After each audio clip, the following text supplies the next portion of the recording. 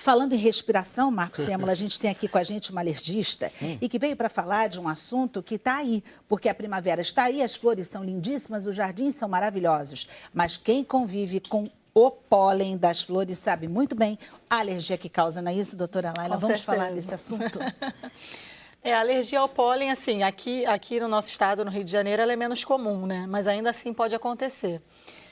Tanto nas flores que a gente tem na nossa casa, no nosso jardim, quanto as flores que a gente leva para dentro de casa. Essa alergia da primavera, né, que as pessoas conhecem, né, é mais comum nos estados do sul do Brasil, justamente por ter climas bem definidos, né? Aqui, na maior parte do Brasil, é clima tropical e a gente não tem essas estações bem demarcadas. Mas mesmo assim, a gente vê que a gente hoje em dia tem mais estudos em relação a isso e a gente vê que acontece sim, mesmo aqui nos estados do Sudeste e tal. Os sintomas de quem tem, por exemplo, uma alergia ao pólen das flores, eles são determinantes? A gente consegue perceber, doutora Laila? Sim, claro. Assim, os sintomas basicamente do paciente que tem alergia a pólen é quando em contato com o alérgeno ali, né, com as flores e com as árvores que estão florificando e tal.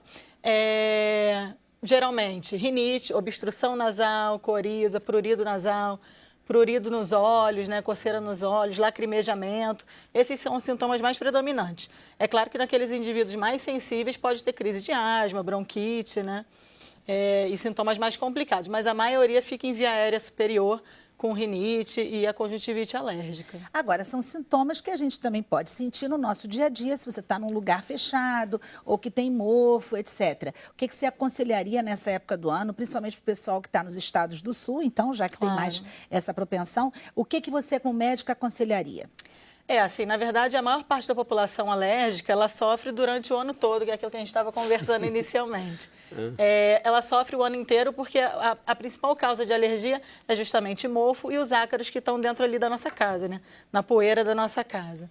E o pólen, ele vem como mais um fator agressor, aí, mais um alérgeno, aí, potencializando todos esses sintomas no paciente alérgico.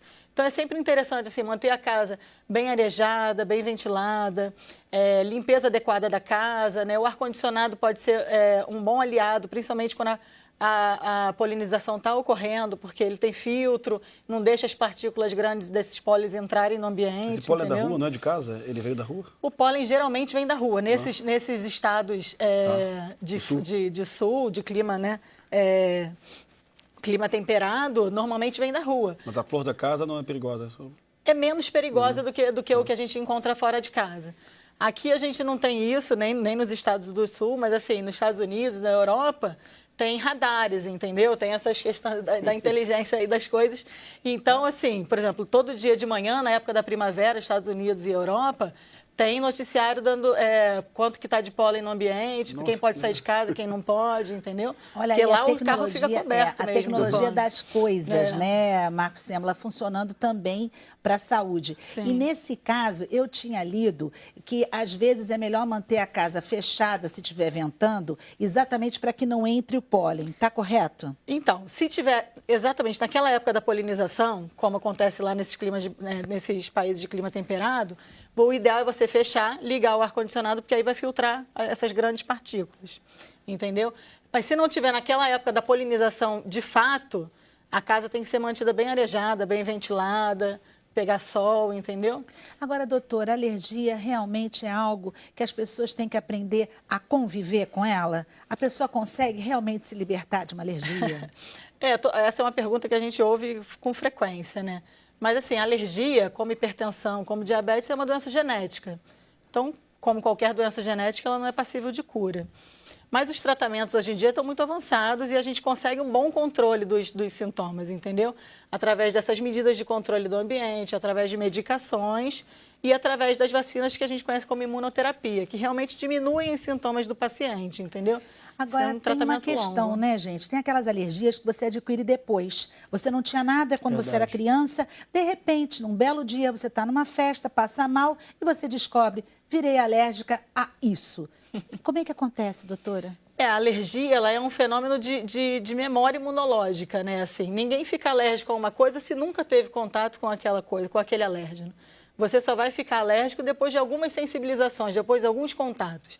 Então, é possível, por exemplo, um paciente que comeu camarão a vida inteira, um belo dia, com 60 anos, com 50 anos, desenvolveu uma alergia a um camarão ou a um medicamento, entendeu?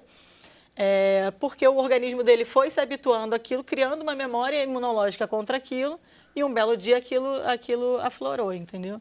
Ninguém fica alérgico a uma coisa. O pensamento do leigo é o que eu fiz de diferente, né? Esse é o pensamento do leigo, mas na verdade a gente só fica alérgico àquilo que a gente já teve contato.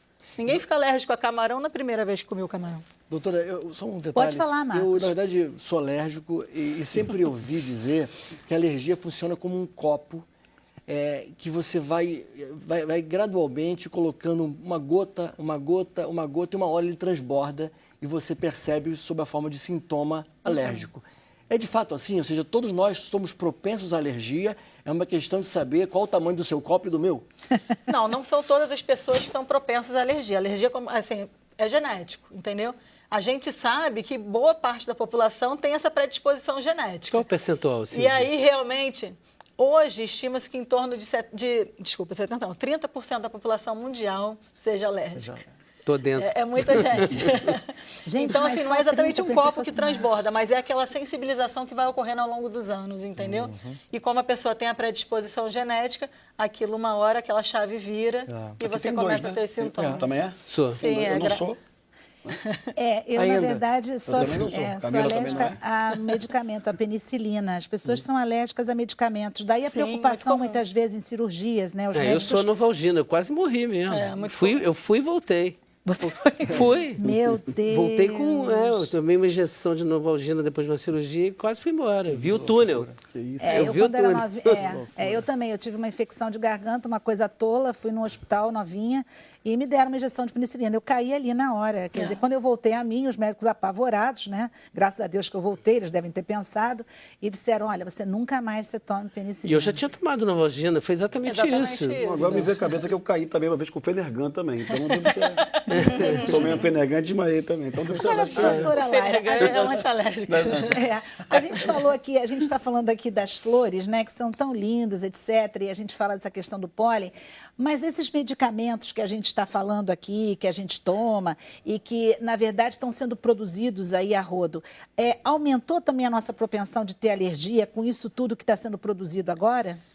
Na verdade, não aumentou. Assim, os dados estatísticos que a gente tem aqui no Brasil são muito ruins. Então, assim, a gente sabe que, por exemplo, nos Estados Unidos, a principal causa de anafilaxia é o amendoim. Olha. Aqui a gente não tem essa estatística, a gente não sabe. Assim, a Sociedade Brasileira de Alergia acredita que a principal causa de reação anafilática em adulto no Brasil seja justamente a dipirona, como ele estava falando. A gente acredita que seja isso, mas a gente carece de dados justamente por a gente não ter esse banco de dados. Mas o americano come mais amendoim que a gente, na pasta, talvez. O americano, exatamente. A gente não tem essa estatística aqui. A gente não tem esse contato aqui, né? Mas a medicação, por exemplo, que a gente tem o costume, né? E nos Estados Unidos não tem a dipirona. Não tem? Não existe, não tem a dipirona. Então, as medicações que o brasileiro, ele tem o costume de se automedicar, né? A gente tem esse hábito, esse mau hábito. Então, certamente você se automedicou com dipirona várias vezes. Eu estava no hospital. Não, dessa vez sim. Dessa vez. Mas certamente todos nós, a gente se automedica, né? Lara, um aspecto que eu não posso deixar passar, que é interessante, é que, de certa forma, Cátia, a internet das coisas, esses vetores digitais, eles permeiam todo tipo de atividade humana.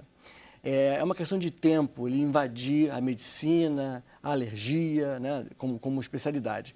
Eu vou dar 2 exemplos. Hoje é uma mania mundial o uso de relógios, que não são de fato relógios, são pulseiras que capturam algumas informações de saúde, né? Seu batimento cardíaco, sua temperatura, algumas coisas assim. Isso tem feito com que médicos possam monitorar esses indicadores e perceber, por exemplo, situações que antecipem um problema médico.